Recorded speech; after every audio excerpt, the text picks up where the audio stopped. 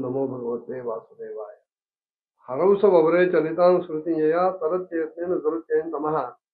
असं मागे भागवतकार म्हणाले. भक्ती मागितली, स्मृती मागितली, अविचल अशी स्मृती मागितली. कशासाठी?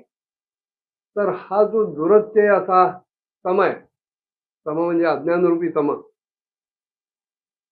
भवसागरालाच खरं मानून जगणं हे अज्ञान आहे.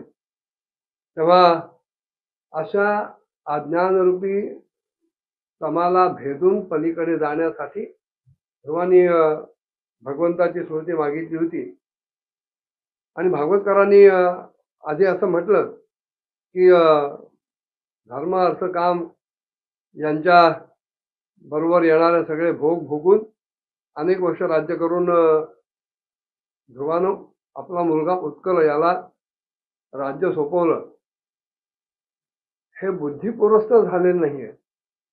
भगवंताची अविचल स्मृती इतकी राहिली, सगळे यज्ञ केले, भरपूर दक्षिणा दिली, लोकांमध्ये मान मर्यादा मिळाला, प्रतिष्ठा मिळाली, त्या कुठल्याही गोष्टींमध्ये ध्रुव अडकलेले नव्हते.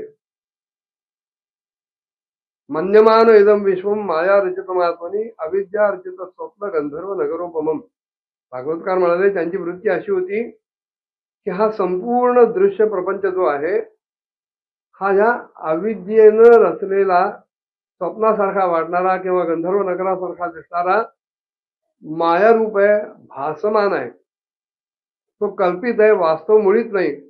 आणि त्यामुळे या संसारात आपल्या आजूबाजूला असणारे अगदी स्वतःचं शरीर असो किंवा पत्नी, पुत्र, मित्र, आजूबाजूची सेना, ओसंडून वाहणारा राज्यकोष किंवा अंतःपुरातल्या तरुण आणि सुंदर स्त्रिया, अत्यंत रमणीय अशी विहारभूमी आणि समुद्रानं वेढलेली ही भूमी, हे सगळं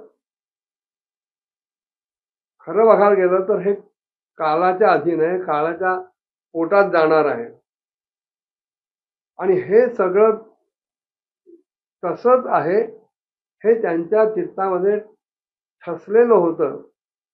त्यामुळे मुलाला मुद्दाम राज्यावर बसवणं ही क्रिया न होता ते तसंच ते राज्य सोडून बद्री विशालाकडे गेले.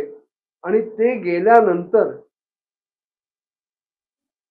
उत्कलाला त्यांच्या राज्यावर, त्या राज्य सिंहासनावर अधिष्ठित करण्यात आलं. सोडणं आणि सुटणं ह्याच्यात जे अंतर आहे ते इथे अंतर आहे की त्यांनी राज्य मुद्दाम सोडलं नाही. त्यांच्या अंतःकरणात भगवंताची स्मृती इतकी प्रबळ होती, भगवंताबद्दलचं प्रेम, भगवंताबद्दलची भक्ती इतकी दृढावलेली होती की प्रत्येक ठिकाणी मी, माझं शरीर, माझ्याकडनं होणाऱ्या क्रिया, माझ्याकडनं होणारे यज्ञयाग, माझ्याकडनं दिली जाणारी दक्षिणा, हे सगळं भगवन्मयच आहे अशी वृत्तीच बनलेली असल्यामुळं भगवंता वाचून दुसरं काहीच दिसत नाही. आणि अशा याच्यातून हे सगळं आपोआप सुटलं. वास्तविक हा मन्यमान इदम विश्वम हा वेदांताचा सिद्धांत आहे. ब्रह्मसत्यम जगन मिथ्या जीवो ब्रह्मैव नापरा. की दिसणार सगळं जग, हा दृश्य प्रपंच हा भासमान आहे, हा मिथ्या आहे. सत्य जर काही असेल तर केवळ परब्रह्मच सत्य आहे. आणि त्या सत्य अशा परब्रह्माचं ध्यान करत, चिंतन करत पुढचं सगळं आयुष्य काढल्यामुळं मी काही करतोय हा भावच नाहीसा झाला. वाट्याला आलेलं सुख काय किंवा दुःख काय हे सुद्धा निरहंकार वृत्तीनं त्याला ते सामोरे गेले. एका महात्म्याने म्हटलंय की तुमच्या वाट्याला जर सुख आलं तर ते वाटून टाका, आणि जर दुःख आलं तर त्याचा स्वीकारच करू नका. कारण दुःखाचा स्वीकार केला की माणसाच्या ठिकाणी मी दुःखी आहे हाही एक प्रकारचा अभिमान, अहंकार जागृत होतो. ज्याला भगवंताकडे जायचं आहे त्यानं मी सुखी असल्याचा किंवा मी दुःखी असल्याचा कुठलाच अभिमान अहंकार बाळगू नये. आणि असा जेव्हा तो निरहंकार वृत्तीनं जगेल तेव्हाच त्याला या सगळ्या दृश्य जगतापासून अलगदपणे बाजूला होता येईल. हा भाव ध्रुवांच्या जगण्यातला जर लक्षात घेतला तर ते बद्री विशालाला काय गेले हे आपल्याला लक्षात येईल. तिथे गेल्यानंतर अखंडपणे भगवंताची भक्ती चालू होती.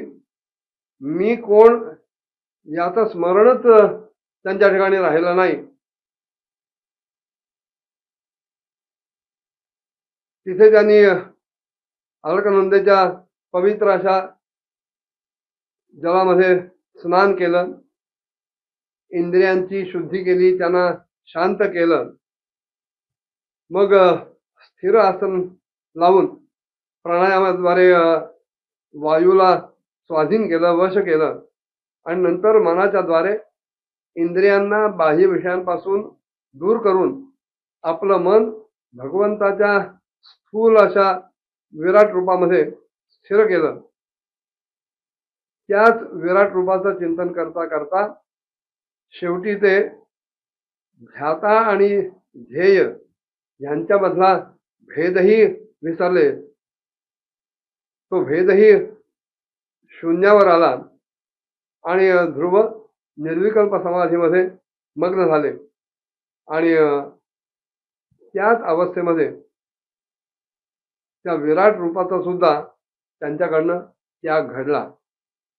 पुढे काय घडलं पुढच्या भागात बघूया. ओम नमो भगवते वासुदेवाय.